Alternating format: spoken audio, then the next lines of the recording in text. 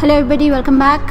I'm Urvashi, and today in this video I'm going to be talking about the second house of your birth chart, and I'm going to talk about this with respect to Vastu as well as Lal Kitab. So in Lal Kitab, according to Lal Kitab, the second house of course is the natural sign of Taurus. So no matter what your ascendant is, the second house will always be Taurus according to Lal Kitab. The first house will always be Aries, the second always Taurus, the third always Gemini, the 12th always Pisces. So now the second house has Taurus, the moon exalts here, but according to Lal Kitab, the main planet that we see for the second house is Jupiter, because the second house is also your wealth, your family name, food, your food habits, your speech, and Jupiter rules this house according to Lal Kitab. So what kind of a second house do you have? How much wealth will you have? What is your speech like? What are your food habits like? Will all be seen both from Jupiter as well as the second house. But the planet that rules the second house, the sign of Taurus, is Venus. So we will see the dignity of Venus and Jupiter and planets in the second house, and then we'll make an estimate of what kind of food habits you have, what kind of a speech you have, how will you earn your wealth. So Venus is best in the 12th house, because the 12th house is the natural sign of Pisces, and that's where Venus exalts. Venus is worse in the 6th house, because that's where Venus debilitates in Virgo. Jupiter is best in the 4th house, because that's where it exalts in the sign of Cancer, the natural 4th house, and it debilitates in the natural 10th house in the sign of Capricorn. So accordingly, you will see the strength of these planets. Which house are these planets posited in? Of course, 6th, 8th will also be considered malefic houses for Jupiter. 6th, 8th, 10th will be the most malefic houses for Jupiter. And for Venus, the 6th house, again the 8th house, will also be the most malefic houses for Venus also. So seeing the position of these planets in your chart and the planet posited in the second house, the combined effect of all these three things will decide your financial status and your food habits and your family. And you can also see this in the Varshfal or the annual horoscopy. So your annual birth chart, annual chart that you see, you can also see the condition of the second house, the condition of Jupiter and Venus, to see what that year will be like for you on the financial side. And the planet posited in the second house is very strongly connected to your destiny. In the birth chart and in the annual chart as well, you can see which planet controls your destiny for that 1 year. So the second house is also the temple. Whichever temple you go to is shown by the second house. The first house is the head and the forehead, but the second house is the face.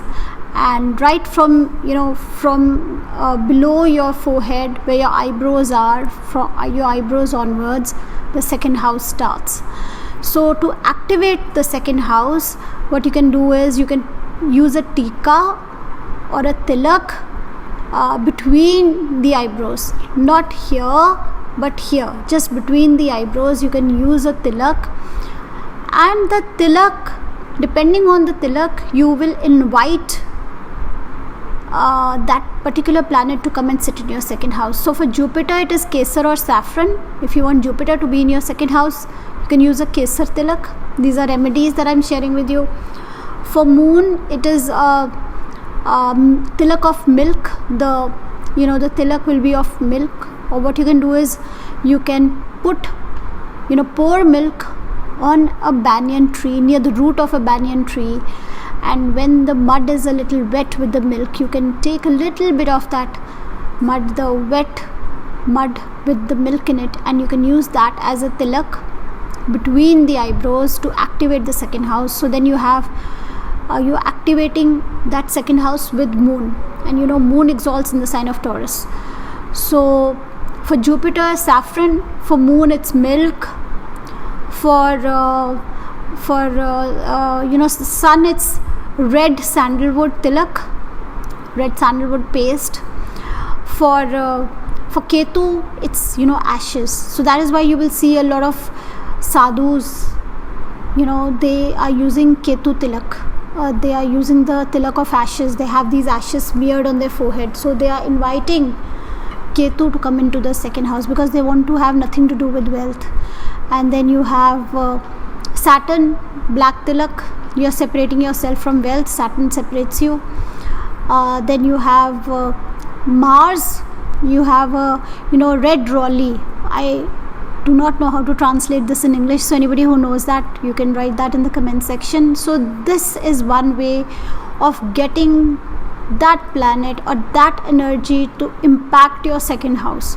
So you can pick the planet you want in your second house, and you can have that activated with the help of this small bindi or a small tilak or a small tika between the eyebrows, just about here between the eyebrows, because that is the part where the division is between the first and the second house.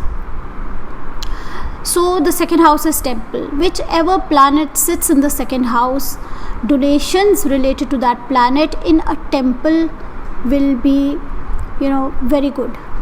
So let's suppose you have sun in the second house, and you are undergoing a Sadesati. In Sadesati, it's normally Saturn that is troubling the moon, and we want to make donations of Saturn. So do not make donations connected to Saturn, like mustard oil or black sesame seeds or black blankets or anything else that is connected to Saturn, black lentils. Do not make those donations in a temple or a religious place. You can do those donations to a poor, a needy person, but not in a temple. Why? Because in your temple, in your second house, you have the sun, and the sun and Saturn are enemies. So if the sun is posited in the second house, you can make donations related to the sun and maybe friends of the sun. Moon and Mars and Jupiter are friends of the sun. But if you have Jupiter posited in the second house, then this Jupiter is very strong. So when you have a very strong planet, because this is the significator of the second house, and if it's posited in the second house, it becomes strong. So when you have a strong planet, you do not do remedies connected to that planet. You do remedies connected to its friends. So then you do remedies related to Moon, Mars and Sun. And so if you have Jupiter posited in the 6th house, and you want to improve that Jupiter, you want to do remedies, because Jupiter in the 6th house would mean that your wealth, because Jupiter signifies the second house, your wealth is going to go, and you will have to spend on diseases, on enemies, on conflict, on litigation.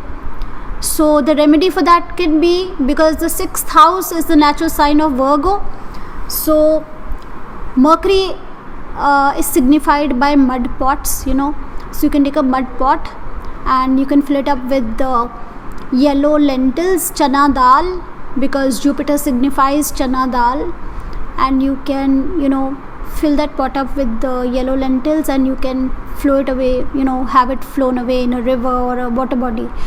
So jal parva, like we say. So Jupiter in the 6th house is not good for diseases, for litigation, for digestion.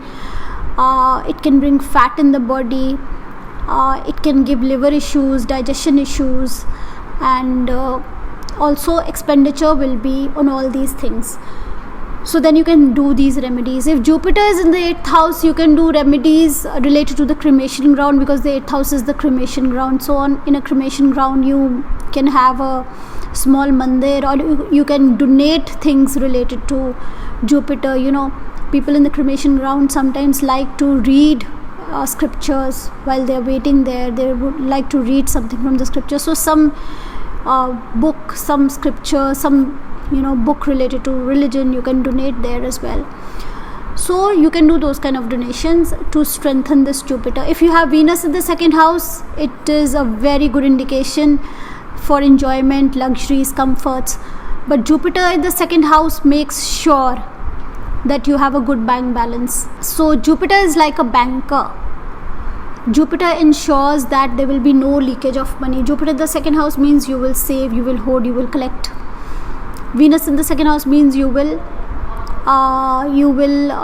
enjoy, you will do well. And if Venus is anywhere else well posited in the 12th house, it means you will enjoy, you will do well, you will spend. But if Jupiter is not well posited, it means you will not save.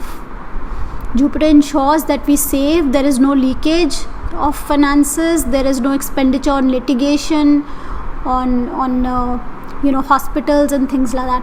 Jupiter's association with other planets can also show your career, because the second house is wealth. So where's the wealth coming from? So for instance, if Jupiter is with the sun rules the natural 5th house. So the wealth can come connected to knowledge, education, or creativity. Jupiter with Mercury. So Jupiter connected to the 6th house, or Jupiter connected to Mercury, can show wealth will come from the 6th house things like litigation. This could be a lawyer, this could be a doctor. Wealth could come connected to diseases, or you could be an astrologer. Wealth could come connected to other people's problems, the 6th house issues. So Jupiter's association will also show where the wealth is coming from. Jupiter's placement will also show how much money are you saving, how much are you spending. Venus's placement can also show enjoyment and comforts and luxuries. And Moon, of course, shows liquid cash. Now the second house, the first house was the eastern direction. The second house is northwest, or the airy element. So the northwest of your house is also very important. You can use plants here such as jamun, neem, rose. Then you have the lucky bamboo. You can use those kind of plants. And do not use very high plants on the northwest or the northeast side, because the northwest and the northeast are relatively lower, and compared to the southwest and the southeast, those directions are little higher. So you can use the higher plants on the southwestern boundary of your home, and use the lower, smaller plants on the northwest and the northeast side. So these plants are good to have. Rose is the only thorny plant that you can have. Otherwise, thorny plants are an absolute no according to Vastu. And if this house is afflicted, if the second house is afflicted, if Jupiter is afflicted, then it can also show, because this is also the house where moon exalts, and the direction of northwest is also ruled by the moon. This shows that there will be problems related to females living in the house. So if the females at your place are having health issues, urinary issues, and problems related to blood, urine, reproductive system, the uterus, windy diseases such as arthritis or digestion even, then there is, if such issues are there at your home, if you feel that your family is going through such issues, or there are financial issues at your place, it means the northwest or the second house of your chart has afflictions. And I have already given you the remedies, what to do about this, how to correct this. How else you can enhance your northwest? Keep it light. You can use wind chimes, you can use crystals, you can use those crystal hanging balls and plants in the northwest. Keep it light, keep it lower than the southwest and the southeast, higher than the northeast.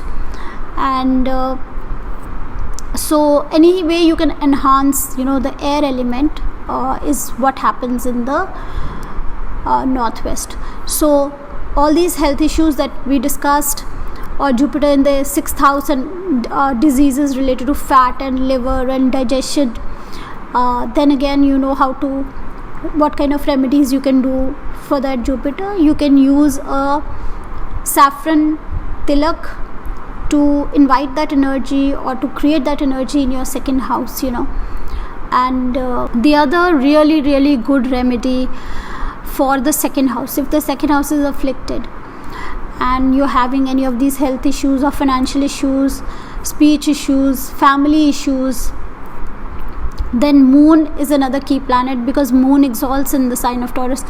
Then go and take the blessings from your mother. Go and touch your mother's feet regularly and take her blessings, or keep a picture of your mother, or talk to your mother regularly, or build a stronger bond with your mother, because that is the second key to the second house, the house of wealth. So the mother's blessings are very, very important for the second house. Even in the Varshfal chart, the annual horoscope, the annual chart, if you see the second house is afflicted, Jupiter is afflicted, then this is also a very good remedy. We as it is should do it, but then this is a specific remedy for such a issue.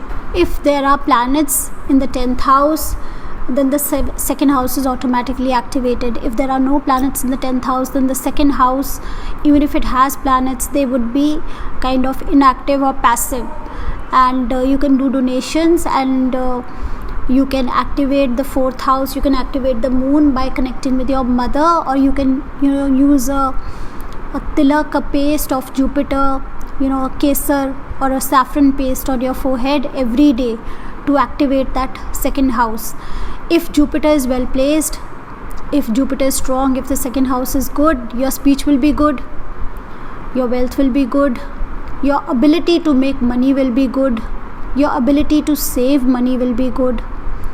So these are some of the things that are connected to the second house. Jupiter, the northwest side of your house, and how it is the mother's blessings that blesses us with all the wealth in the world. We'll now see you in the next video, where I'm going to be talking about the third house. Bye for now.